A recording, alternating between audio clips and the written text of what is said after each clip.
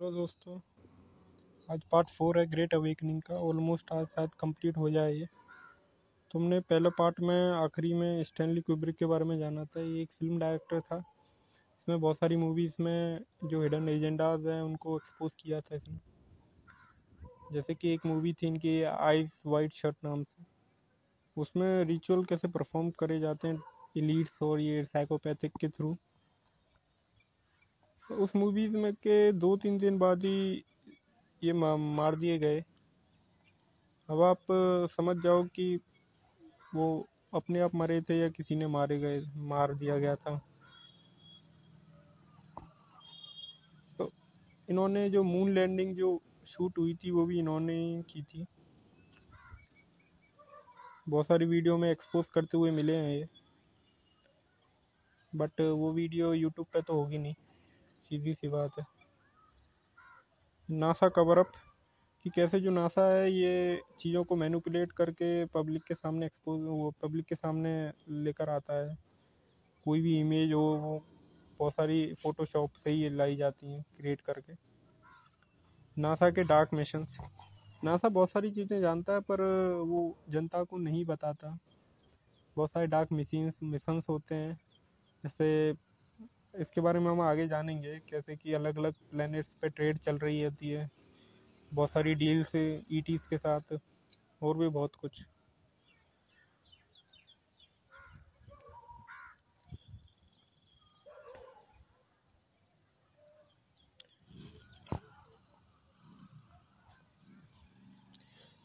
The moon is a soul catcher.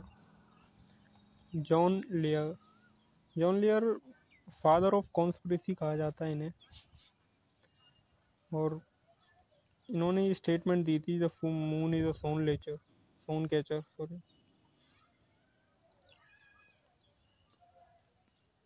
आगे इन moon के बारे में भी जानेंगे क्या है। मून की एक डार्क साइड है, वो कभी शो नहीं होती है। उस पर बहुत सारे इनके बेस बने हुए हैं जिन्हें LOC-1 LOC-2 LOC-3 और भी बहुत सारे नामों से जाना जाता है उन्हें। ये लूनर कमांड है। इनकी जो शेप होती है मोस्टली जो होती है वो स्वास्तिक की शेप में होते हैं ये डिज़ाइन।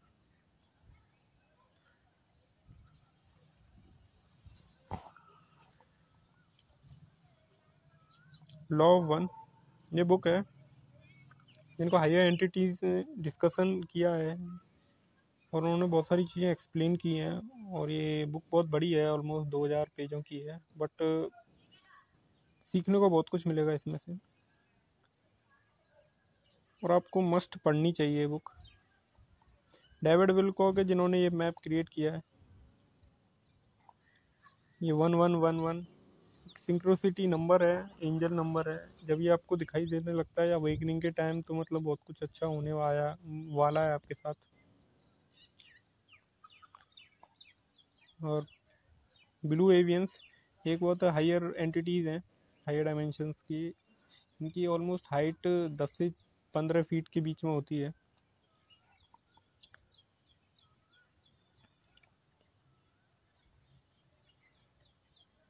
Channelling universal knowledge.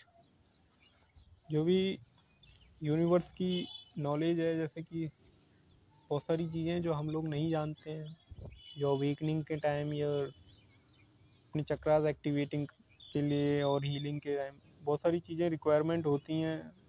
वो जो यूनिवर्स की जो सीक्रेट नॉलेज है वो इसके अंदर बताई जाती है चैनलिंग के थ्रू। जो हायर एंटिटीज़ हैं वो कम्युनिकेट करते हैं वो हमसे। गाएगा तो एक साइट है, वेबसाइट भी है, यूट्यूब चैनल भी है इनका। इनका एक सब्सक्रिप्शन लेना पड़ता है और उसमें बहुत सारी चीज़ें मिलेंगी आपको। जैसे कि जो यूट्यूब पे सेंसर वीडियोस होती हैं वो सब आपको इस वेबसाइट पे मिल जाएगी, गाएगा.com। Service to other. ये लॉ 1 में सब बताया सर्विस टू अदर और सर्विस टू सेल्फ के बारे में। कि जो सर्विस टू सेल्फ है और वो सेल्फिश नेचर होता है वो राइन ग्रुप है। जो भी ये सब इल्यूमिनाटी और ये जो डार्क लोग हैं, जो साइकोपैथिक नेचर है, जो सिर्फ अपने ही काम चाहते हैं और बाकी जनता को भले ही मरने के लिए छोड़ दें। और सर्विस टू अदर, जिसमें सद्भावना होती है कि दूसरों की मदद के लिए जिए जो आदमी,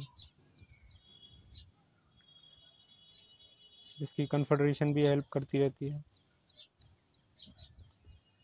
वैसे आपने एक डायलॉग सुना होगा कि अपना काम बनता भाड़ में जाए जनता। वो जो लाइन है ना, वो ओराइन ग्रुप के लिए बिल्कुल सेट है। उनका सेल्फिश नेचर रहता है हमेशा से, जैसे इल्यूमिनाटी वगैरह का। वही लाइट्स वगैरह जो अपना ही फ़ायदा चाहते हैं, बाकी भले ही दुनिया मरने के लिए छोड़ दी उन्होंने। मतलब उन्हें अपने आप को ना गॉड दर्शाने में बड़ा मज़ा आता है, इसीलिए। और जैसे भी जो रॉथस्चाइल्ड वगैरह, रॉकफेलर, ये सब उन्हीं की औलादें हैं, नागवंशियों की एक तरह। उन्हीं का खून भरा है इनमें, सेल्फिश नेचर है। आगे बात करते हैं फिर।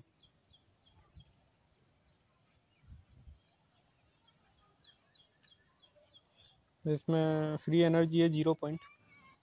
फ्री एनर्जी ये टेक्नोलॉजी हमारे पास थी, बट जब जो इलाइट्स थे उस वक्त, रॉकफेलर, ये तेल का व्यापार ना हो पाए, उन्हें डर था इस बात का, तो फ्री एनर्जी उन्होंने तोड़वा दी और ये बात कभी बाहर आने नहीं दी। वो टेस्ला ने भी क्रिएट किया था ये एक टावर, जिससे सबको फ्री एनर्जी मिल जाए, फ्री इलेक्ट्रिसिटी। बट उसके इन्वेस्टर जो थे, उन्हें ये बात पसंद नहीं आई है, और फिर उन्हें तोड़वा दिया और बात को दफन कर दिया। और निकोला के मरने के बाद सारे डॉक्यूमेंट ही गायब कर लिए गए। और आपको पता है वो कौन ले गए होंगे, अब तक तो आप जान ही गए होंगे। ये टॉर्सन वार्प ड्राइव, ये लाइट की स्पीड से चलने वाले बहुत सारे व्हीकल्स होते हैं, इनकी स्पीड बहुत ज़्यादा हाई होती है। जैसे एक प्लेनेट से दूसरे प्लेनेट में जाना हो, तो इसके थ्रू इजीली जा सकते हैं।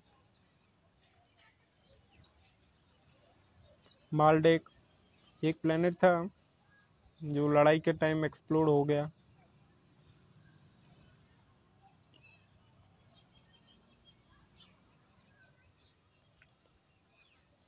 ये गैलेक्टिक फेडरेशन है, 6 डेंसिटी लाइट बीन्स हैं जो हमारी मदद करते रहते हैं time to time. Free will, सबको आज़ादी है हर चीज़ चुनने की। इजिप्टियन रा, इन्होंने एक्सप्लेन किया है लॉ ऑफ वन के अंदर। रा एंशियंट टाइम में गॉड का दूसरा नाम ही था। रा को ही दर्शाया जाता था एज अ गॉड। और भी बहुत सारे डिफरेंट डिफरेंट नाम हैं। कईयों को लगता होगा कि ये कृष्ण और जो भी ये सब हुआ है, इससे पहले भी बहुत से भगवान थे एंशियंट टाइम में, जिनका नाम आम जनता जानती तक नहीं है।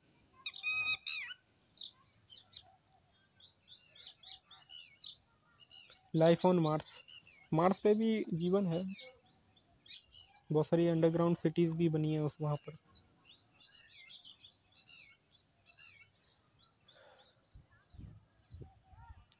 Mars slave colony 20+ back programme, कई सारे जो लोग थे उनको पृथ्वी से ही मार्स पे ले जाया गया काम करने के लिए। तकरीबन 20 से 22 साल के बाद वो वापस लौटे गए। तो मोस्टली जो मेमोरीज होती है वो इरेज कर दी जाती है, और बाकी ऐसा मतलब स्लेव के लिए, काम करने के लिए, सिर्फ 18 से 19 घंटे काम करते थे वहाँ पे वो लोग। ये सब डॉक्यूमेंट्री में आपको बड़ा इजीली समझ में आएगा, क्योंकि जो लोग गए हैं वो खुद एक्सप्लेन करते हैं।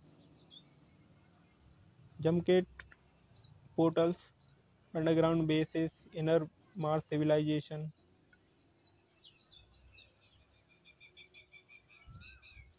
एंशियंट टीटी रूइंस, आईसीसी ह्यूमन स्लेव लेबर, ये सब उसी के बारे में बताया है कि किस तरीके से पोर्टल्स, जिसके थ्रू आप पार सकते हैं। जैसे कि आपने डोरेमोन में भी देखा होगा कि एक गेट है और वो गेट को खोलता है तो दूसरी जगह पहुंच जाता है। उसी तरीके से पोर्टल्स भी काम करते हैं। अंडरग्राउंड बेसिस हैं, बहुत सारी हिडन बेसिस हैं पृथ्वी पर भी हैं बहुत सारे हिडन। अंडरग्राउंड सिटीज़ भी बनी हुई हैं, पर इन चीज़ों के बारे में आम जनता को अवेयरनेस नहीं होती है। उसको रोज़मर्रा के कामों से फुर्सत ही नहीं होती, उसको बिजी सिस्टम में बांध रखा है। बेबुलियन का सिस्टम चलता हुआ आ रहा है ये, कि बस सुबह जाओ, काम करो, फिर वापस आ जाओ, फिर यही रिपीट साइकिल है।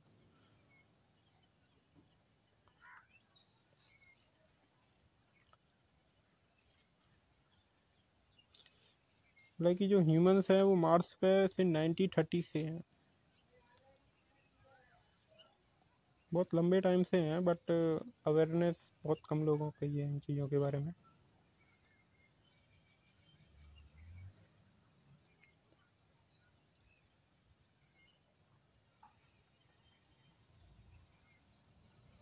इवन 5 लाख साल पहले ही मालडेक और मार्स में वॉर, तब से वहाँ जो प्लेनेट है वो तबाह हो गया था उनका। ये ग्रेटेस्ट अवेकनिंग है, इसमें लिखा है एवरीथिंग इज ए इल्यूजन, बिल्कुल सही है कि हर एक चीज़ है एक आर्टिफिशियल रियलिटी है, AI system.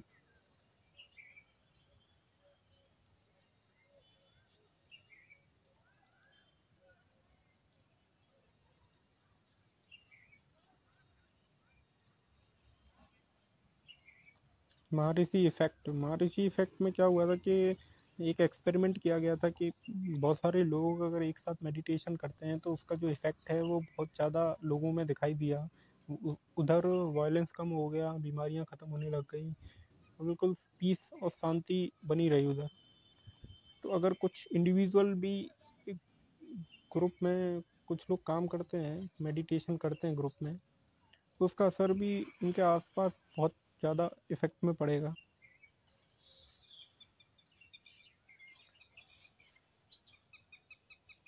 Telepathy, manifest object, telekinesis.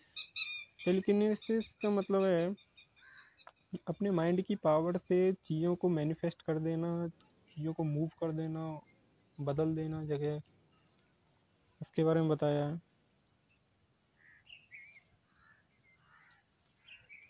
Ability to fly, giant footprint in rocks, जैसे कि बहुत सारे पत्थरों पे बहुत बड़े बड़े पैर के चिन्ह मिलेंगे।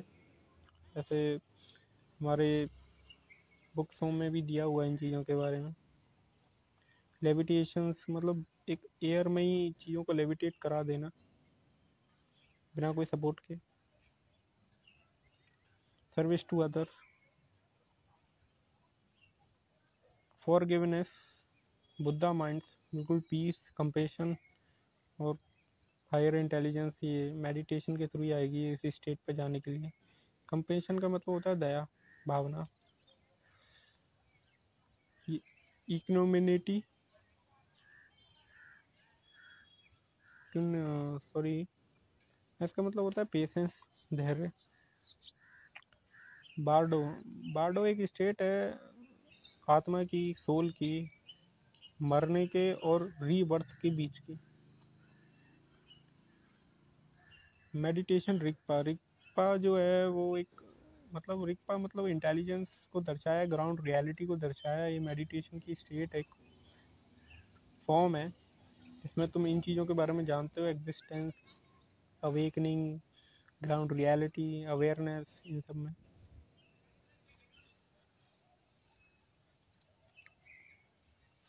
और द वन, ये मतलब घूम फिर के सब एक ही कॉन्शियसनेस में ट्रांसफर हो जा रहे हैं, द क्रिएटर की। ओमनी साइंस, ओमनी पोटेंस और ओमनी प्रेजेंस। ओमनी प्रेजेंस का मतलब जो हर जगह प्रेजेंट है। ओमनी पोटेंस मतलब जिसके पास अनलिमिटेड पावर है। ओमनी साइंस मतलब to know, capacity to know everything, हर कुछ जानने की इच्छा। ये क्वालिटी है, एक एबिलिटी है, वो सब इसे ओमनी साइंस के अंदर काउंट होता है ये सब चीज़ें। यूनिवर्सल नॉलेज, जो बताया ये सब चीज़ें, स्पिरिचुअल इनलाइटेंट और इन सब चीज़ों के बारे में जानना, मिस्ट्रीज। जो यूनिवर्स है ना, ये हमारी कल्पना से भी बहुत ज़्यादा, मतलब आम आदमी तो सोच ही नहीं सकता है इस लेवल की चीज़, तो उससे भी ज़्यादा खतरनाक है, मिस्ट्री है, ठीक है। तो हम खामा-खामी चौड़े बने घूमते हैं, बट एक्चुअल में अगर हम देखें तो हम कुछ भी नहीं है, ठीक है, उसके सामने। तो इसीलिए यहाँ लिखा है ना, कंपैशन, दया भावना और patience, forgiveness, service to other, सद्भावना रखना दूसरे के प्रति, कलेक्टिव कॉन्शियसनेस, मास मेडिटेशन। जब बहुत सारे लोग एक साथ मेडिटेशन करेंगे तो एक कलेक्टिव कॉन्शियसनेस डेवलप होगी, जिसका जो असर है वो बहुत ज़्यादा होगा। जैसे कि महर्षि इफेक्ट में बताया था कि एक एक्सपेरिमेंट किया गया था, तो वैसे ही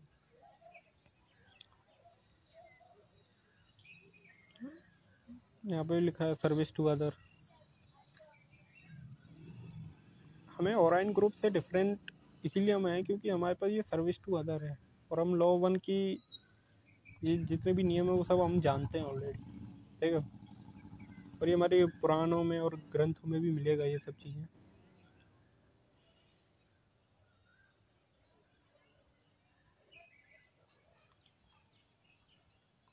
जैसे कलेक्टिव कॉन्शियसनेस, मास मेडिटेशन में क्या होगा कि तुम्हारी जो सारी समस्या है ना वो ख़त्म होने लग जाएंगी धीरे धीरे, तुम्हें पता भी नहीं चलेगा कि क्या हो रहा है, लेकिन मेडिटेशन से ये सब पॉसिबल है इजीली। तो ग्रेटर सोलर फ्लैश मतलब सन ही होगा वो, जो ग्रेटर सोलर फ्लैश में बहुत बड़ा रोल निभा रहा है, क्योंकि इस टाइम ना बहुत सारे लोग जागेंगे, बहुत ज़्यादा अवेकनिंग होगी, क्योंकि उस टाइम जो एनर्जी है ना वो बहुत हाई होगी। तो पर शरीर पे इसका क्या है ना कि सिर दर्द हो सकता है, क्योंकि एनर्जी हाई है तो बॉडी को उस लेवल पर पहुंचने के लिए टाइम लगता है थोड़ा सा। सिर दर्द होगा, उल्टी उल्टी हो सकती हैं, बट वो सोलर फ्लैशेस के थ्रू ही होती हैं ये सब चीज़ें। जब तुम्हारे चक्रास और ये मेडिटेशन के थ्रू आप अपलिफ्ट करते हैं, अपनी वाइब्रेशन बढ़ाते हैं, तो ये होते ही हैं ये सारी चीज़ें। जो जंक डीएनए है वो वापस खुलता है ना, जो जंक है बहुत टाइम से। ग्रेटर सोलर फ्लैश हर इतने साल बाद होते ही हैं। ये समवार्ट का फायर, ये जो एक डिवाइन फोर्स है, एक फायर भी समझ सकते हो, जो इंद्र इस्तेमाल करते थे। अपने ग्रंथों में दिया देखा होगा कि कैसे इंद्र को जब गुस्सा आता था, जब वो आग वाग तबाही मचाने के लिए करते थे, ये भूकंप वगैरह और बारिश वगैरह वो सब इसी में काउंट होता है, संवार का फायर में। इंद्र को गुस्सा आता था जब वो फिर उसी में वो जो आग वाग और डिस्ट्रॉय करते थे चीज़ों को। फ्रोस कीर्ति, ये एक लैंग्वेज है। युगो फायर, युगो फायर क्या है कि जब जैसे अपने ग्रंथों में देखा होगा कि जब युग साइकिल चेंज होती है तो बहुत सारे डिस्ट्रक्शन वगैरह परफॉर्म होते हैं ऑलरेडी पृथ्वी पे। जैसे 5D में मूव होगा तो बहुत कुछ दवाइयाँ होगी, क्योंकि ज़मीन खाली करेगा ना, ज़मीन भी तो, भेड़ बकरियों की जगह नहीं है उधर, प्योर आदमी चाहिए। सीरीज सीरीज एक ड्राफ्ट प्लेनेट भी था, डार्क फ्लीट अंडरग्राउंड बेसिस बने हुए हैं। मतलब ऐसा नहीं है कि सिर्फ पृथ्वी पे ही जीवन है, बहुत सारे प्लेनेट हैं जिनका तो आदमी नाम भी नहीं जानता है, क्योंकि उसको यही बताया जाता है सिर्फ 7 ही प्लेनेट हैं, 7-8 प्लेनेट हैं, बट एक्चुअल में बहुत ज़्यादा हैं। ये सब लॉ वन में आप जानोगे, और जब अवेकनिंग वगैरह होती है तो आदमी वैसे ही समझ जाता है। The outer energy barrier, quarantine लगी हुई है अर्थ पे भी। रैबिट होल के बारे में, सैटर्न सैटर्न एक बहुत बड़ा प्लेनेट, मतलब जो मतलब सॉरी सैटर्न बहुत बड़ा रोल रहा है इसका। जो भी ये जो इलाइट वगैरह रहे हैं, ये जब रिचुअल परफॉर्म करते हैं तो सैटर्न को बहुत ज़्यादा माना जाता है, इनके वहाँ पे हमेशा इसकी पूजा की जाती है, क्योंकि ये जितने भी इलाइट्स वगैरह हैं ये सब ये astrology, numerology, metaphysics, quantum world और एस्ट्रो थियोलॉजी, इन चीज़ों को बहुत ज़्यादा मानते हैं, ये लोग एक्सपर्ट होते हैं, इनको पता है कि कैसे स्टार्स प्लैनेट है ये हमारी लाइफ में इफेक्ट करते हैं।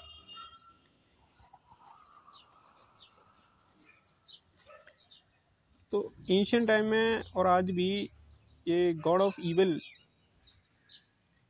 इस प्लैनेट को माना जाता है।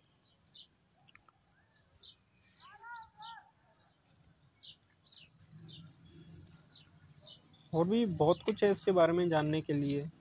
नासा ये जानता है बहुत कुछ बट बताएगा नहीं।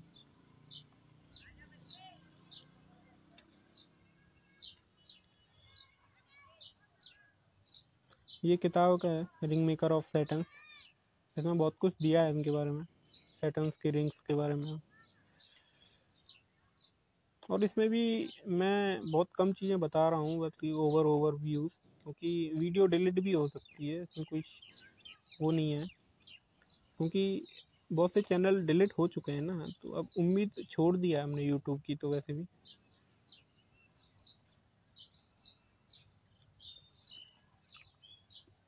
तो फेसबुक पे तो रीच ही कम कर दिया है, बार बार स्ट्राइक देने से तो बढ़िया है कि उसकी रीच ही कम कर दो, कि लोग देख ही बहुत कम रहे हैं उसको। बट एनीवे अब आगे बढ़ते हैं, ये तो सब कंट्रोल है, क्योंकि पृथ्वी एक 3D प्लेनेट पे, इसलिए तो यहाँ पृथ्वी पे कोई आना नहीं चाहता है क्योंकि बहुत डार्क और डेंस प्लेनेट रहा है ये हमेशा। पहले ऐसे नहीं था, लेकिन जब से हाईजैक हुआ है तब से ऐसा ही चल रहा है इधर। लूसीफेरियन फोर्सेस ये मतलब क्या है कि इसमें जो क्रिएटर से डिफरेंट समझ रहे हैं, ये लोग डिफरेंट है क्रिएटर से, यूनिवर्स से, ताकतें हैं वो सब इन्हीं फोर्सेस में काउंट हो रही हैं। The energy that throughout the universe portion of the creator है, believe itself to separate from the creator. जो अलग समझ रहा है क्रिएटर से अपने आप को, वो सब जो भी ताकतें हैं, जैसे असुरी ताकतें, शैतानी ताकतें, वो सब इसी में होती है ना, डार्क एनर्जीज वगैरह। बट हैं तो क्रिएटर के ही, लेकिन वही है ना कि अच्छा और बुरा और सिक्के की दोनों साइड होती हैं। तो अगर आम जनता को लगता है कि बी पॉजिटिव रहो, अच्छा सोचो, अच्छा बनो, बट ठीक है, बट हमें इन चीज़ों के बारे में भी अवेयर होना चाहिए, क्योंकि अच्छा सोचना, अच्छा बोलने से सब कुछ अच्छा हो जाए तो फिर बात ही क्या है कि ये लोग यहाँ पे क्या कर रहे हैं। एक्चुअल में रियलिटी कुछ और ही होती है जो हम सोच रहे हैं उससे भी, कि जिस तरीके से जैसे जैसी इन्फॉर्मेशन एक्सेस होती है माइंड में, उसी तरीके से व्यू बनता रहता है देखने का दुनिया को। तो हमें खुद नहीं पता है कि रियल ट्रुथ क्या है एक्चुअल में। तो किसी चीज़ पे चुपको मत कि भाई यही सच है, यही सच है, यही सच है, क्योंकि एक्चुअल में सच किसी को नहीं पता। ठीक है, जो डिवाइन है वही जानता है, बाकी तो सिर्फ खेल रहे हैं। एक पिक्चर चल रही है चारों तरफ से, देख लो आप, जैसे, क्योंकि ह्यूमन की लाइफ एक पिक्चर से ज़्यादा कुछ है थोड़ी ना। मूवी प्ले हो रही है तुम्हें आंखों के सामने, स्क्रिप्ट कोई और ही लिख रहा है लेकिन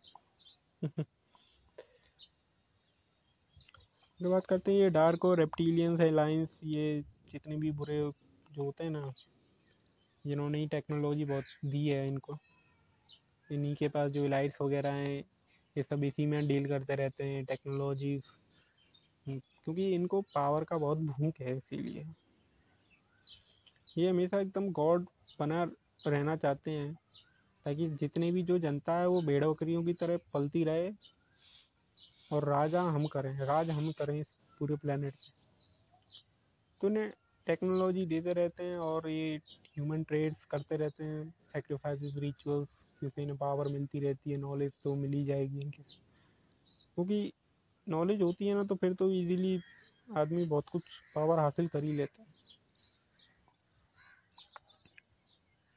ओराइन सिंडिकेट, ओराइन लॉ 1 में बहुत सारी डिटेल में ये सब टॉपिक दिया हुआ है कि कैसे ये वर्ल्ड वॉर सेकंड के टाइम से ही चालू हो रखे हैं, बट है तो उससे पहले भी, लेकिन वहाँ से मेन कहानी स्टार्ट हुई थी, लोगों की अवेकनिंग वगैरह चालू हुई जभी से। पर हैं ये बहुत पुराने टाइम से कंट्रोल करते आ रहे हैं, क्योंकि हमारा डीएनए बदलना ऐसे मजाक खेल नहीं होता है। बट क्योंकि ऐसा डीएनए में गुलामी भर रखी है ना इंसानों के, तो उनको मतलब उनको एकदम सिक्योरिटी वाला एरिया चाहिए, क्योंकि रिस्क लेने में बहुत जिगर चाहिए होता है। अब नीचे बात करते हैं, ये reverse engineer technique tech tech लिखा है, बट है ये टेक्नोलॉजी। रिवर्स इंजीनियर मतलब ये चीज़ों को रिवर्स कर सकते हैं, जैसे तुम्हारी उम्र है उसको थोड़ा सा रिवर्स किया जा सकता है, और बीमारियों को मिटाया जा सकता है, और भी बहुत कुछ। टोनी ये डार्क फ्लीट के विसिल ब्लोअर रहे हैं, इसके बारे में भी बहुत सारे आर्टिकल्स वगैरह पड़े हुए हैं। अगर आप गूगल पे सर्च करोगे तो ऐसा कुछ भी नहीं मिलेगा आपको, तो आप डक डक गो पे आप ढूंढ सकते हो रिसर्च के टाइम। इसका यूज़ करना तो सही रहेगा।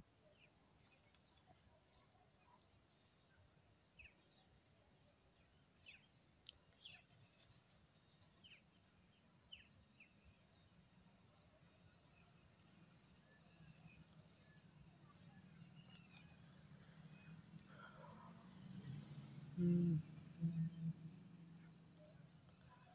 तो ग्रेटर सोलर फ्लैशेस के बारे में तो पता ही है वो अभी आपको।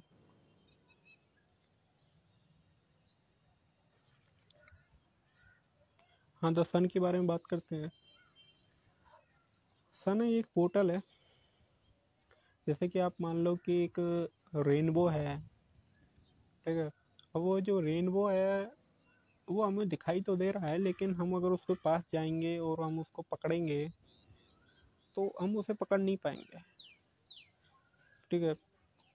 क्योंकि वो एक फॉर्म में बना हुआ है, बट हम उसको जाएंगे और छू लें उसको, ऐसा पॉसिबल नहीं है, ठीक है। एक तरीके से प्लाज्मा ही पकड़ मान लो, सन है जो प्लाज्मा के फॉर्म में ही है, और एक पोर्टल है जिसके अंदर बाहर जाया जा सकता है, बट ओनली जो जो जो सॉरी क्या बोलते हैं उन्हें, हाँ बहुत सारे फुटेज भी हैं कि किस तरीके से शिप्स हैं जो ईटीज की वो अंदर बाहर जा रही हैं। और ये सन है, ये इसका बहुत बड़ा रोल रहा है ग्रेटर सोलर फ्लैश में, जैसे स्टारगेट पोर्टल्स। एक मूवी भी है स्टारगेट के नाम से, उसमें बिल्कुल सही दिया है।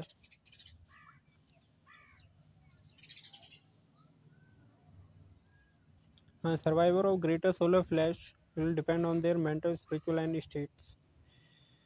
तो जो ग्रेट सोलर फ्लैशेस होंगे उस टाइम आपकी मेंटल और स्पिरिचुअल स्टेट को चेक किया जाएगा कि आप उस लेवल के लिए हैं भी या नहीं है। कईयों को तो पता ही नहीं चलेगा, जैसे कि मान लो 100 लोग हैं तो 100 में से 2-3 लोगों को ही ये वाली नॉलेज थी कि ये कुछ गड़बड़ हो रहा है कोरोना के टाइम में, और वो बाकी जो जनता है वो सब ऐसे ही मतलब यूजलेस टाइप में भेड़ बकरियों की तरह जी रही है। उन्हें पता ही नहीं है कि अभी भी कई तो ऐसे हैं कि 2 साल हो गया, बट उन्हें पता ही नहीं है कि हुआ क्या, क्योंकि वो लेवल ही नहीं है कि उनको वो चीज़ें समझाई जा सकें। इसीलिए ना कभी उनको उस तरीके की कोई वाइब्रेशन आती हैं, और वो सब ऐसे ही जी रहे हैं, मर रहे हैं, फिर वापस आ रहे हैं, वही सब चल रहा है।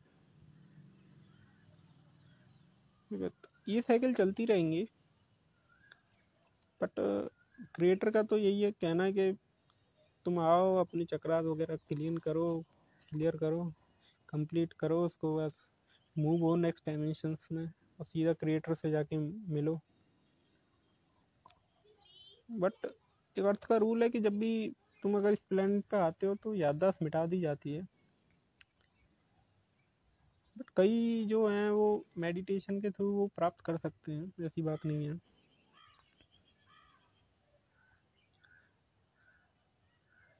वो कहते हैं ना कि यूनिवर्स है वो हम कल्पना नहीं लगा कर सकते कि किस तरीके का हो सकता है, मतलब एक एक अनइमेजिनेबल,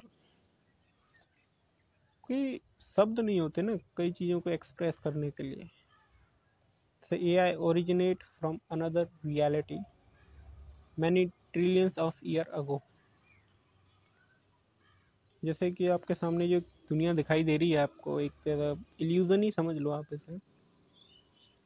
ये सब एक एआई है, एक अनदर रियलिटी है जो आपके सामने प्रेजेंट कर दी गई है। ये अवेकनिंग, और जब हायर आपकी स्टेट होती है तब आप ये सब इजीली समझ पाओगे, नहीं तो शब्दों से तो कोई समझ नहीं सकता इन चीज़ों को।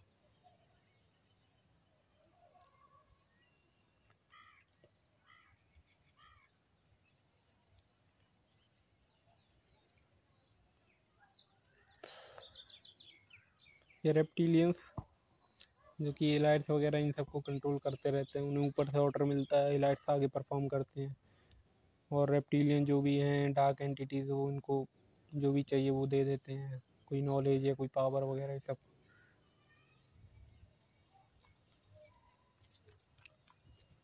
ये लॉ वन में बहुत इजीली और आपको बहुत बढ़िया तरीके से समझ में आएगा कि किस तरीके से कहानी रची गई। और ये बहुत बड़ा है वैसे लॉ वन बुक, बट एक बार पढ़ लो तो बहुत कुछ क्लियरिटी हो जाएगी आपको। देखा है ना, artificial signals originally at with one with the creator, one infinite creator, और escape samsara, end of all suffering, escape rebirth, ninth plus density, mystery of universal creation, और return to the source, enlightenment. इसमें बताया है कि कैसे higher state पे जाके तुम इन अपने चक्रास वगैरह और ये सब अंडरस्टैंडिंग ये सब जब चीज़ें हो जाएंगी आपके, धीरे धीरे करके ही होती हैं मेडिटेशन की जो है। क्योंकि और अभी तो ग्रेटर सोलर फ्लैशेस ज़्यादा आ रहे हैं, तो जो 10-10 20-20 सालों में होता था वो 1-2 महीने में ही हो जाते हैं। तो भी एनर्जीज बहुत हाई हैं। तो अगर अभी आप मेडिटेशन के स्टेट पे पहुंचते हो, वो इजीली आप मेडिटेट करते हैं, तो आपके चक्रास और ये सब एक्टिवेट होंगे जल्दी, क्योंकि सोलर फ्लैशेस अब ज़्यादा आ रहे हैं ना, इसीलिए एनर्जी बहुत ज़्यादा हाई है। इसीलिए टाइम आपको बहुत कम लगेगा असेंड होने में। तो धीरे धीरे आप 3D से 5D में जाओगे तो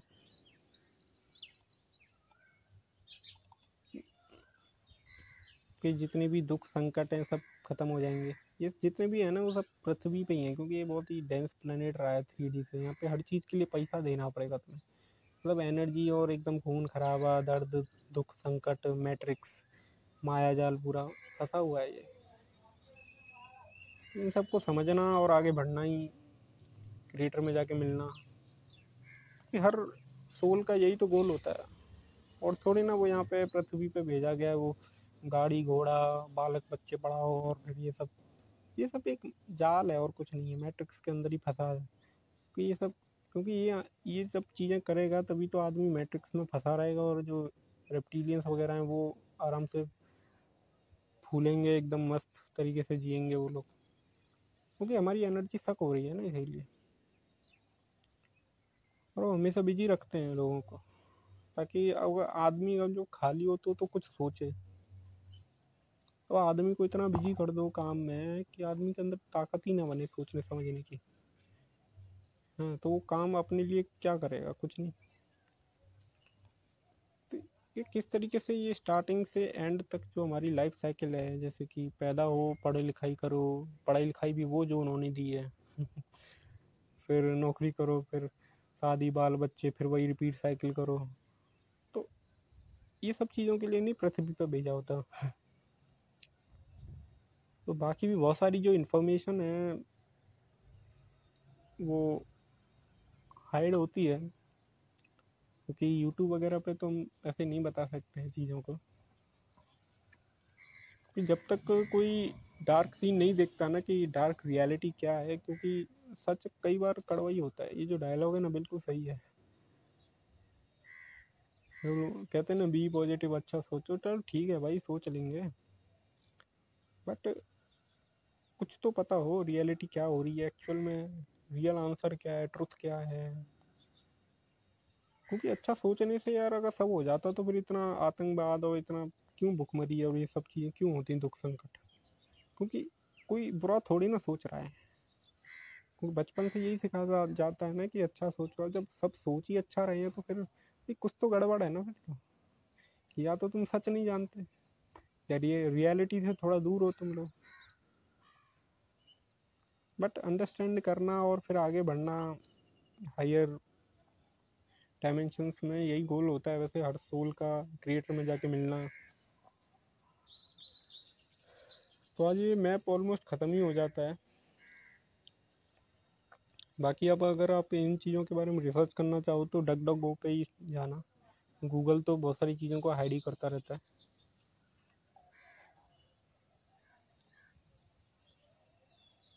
ऑलमोस्ट सब ख़त्म हो गया है। Okay, thank you.